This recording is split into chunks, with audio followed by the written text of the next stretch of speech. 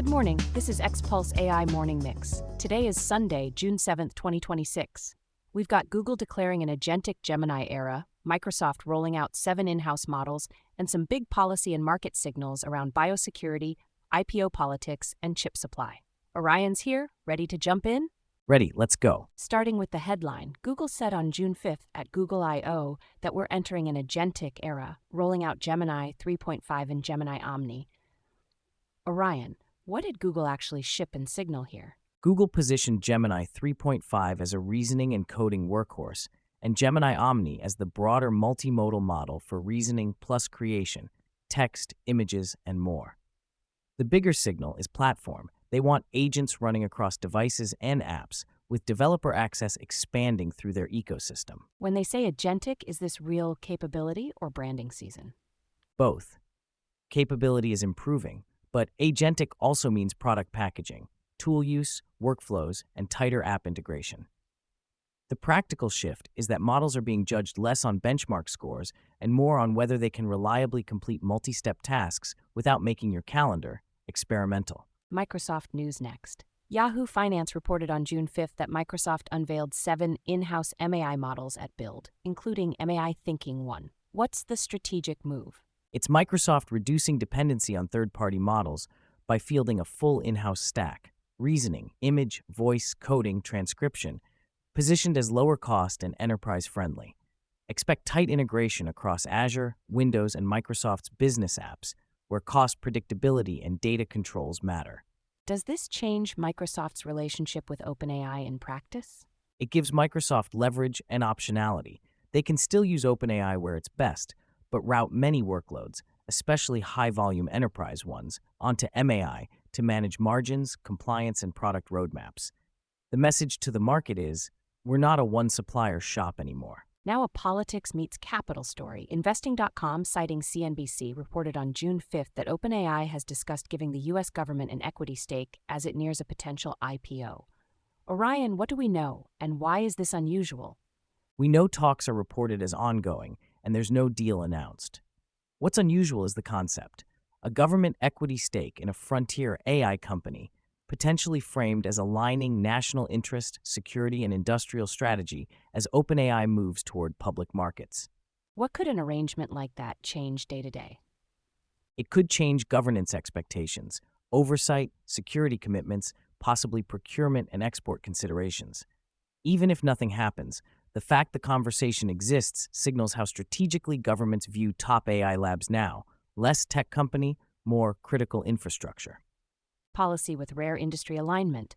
Fortune reported on June 5th that leaders from OpenAI, Anthropic, Google DeepMind, and Microsoft asked Congress to mandate screening for synthetic DNA suppliers.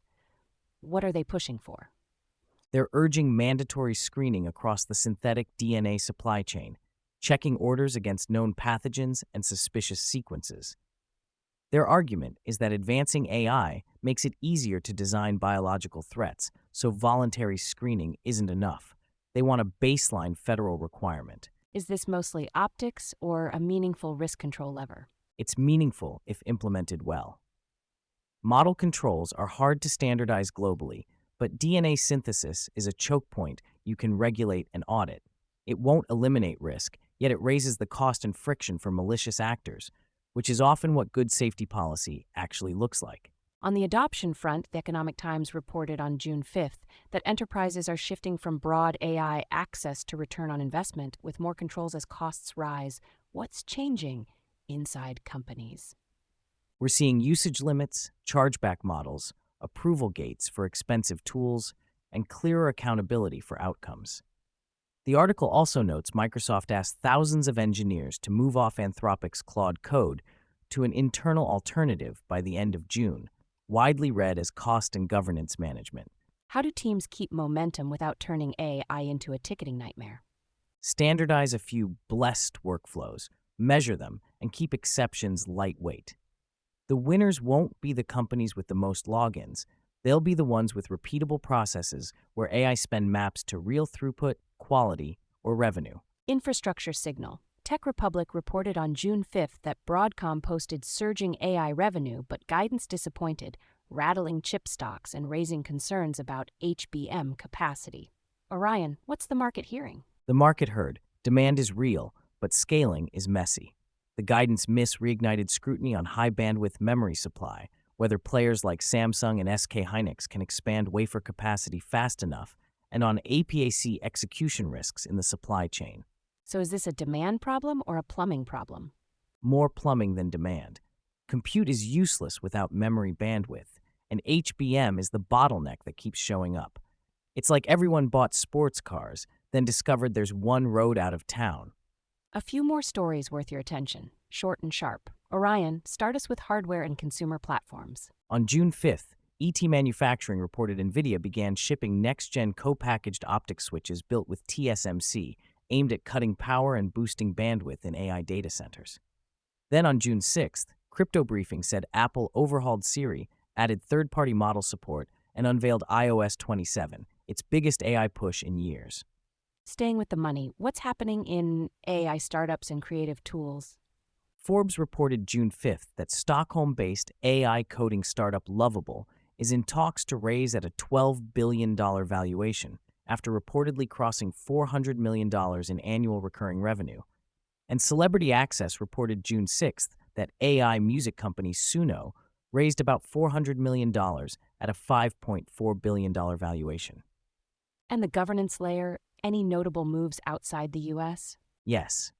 Digital Watch Observatory reported June 5th the OECD launched an AI policy toolkit to help governments compare and design regulation. Rappler reported June 6th Philippine lawmakers advanced draft bills using a risk-based approach. The Royal Gazette reported June 5th insurers were warned in Bermuda they're behind on AI risk oversight. Also June 5th, Yahoo Finance covered NVIDIA ecosystem expansion, Glean integrating Nemotron 3 Ultra, and IR Labs joining NVLink Fusion.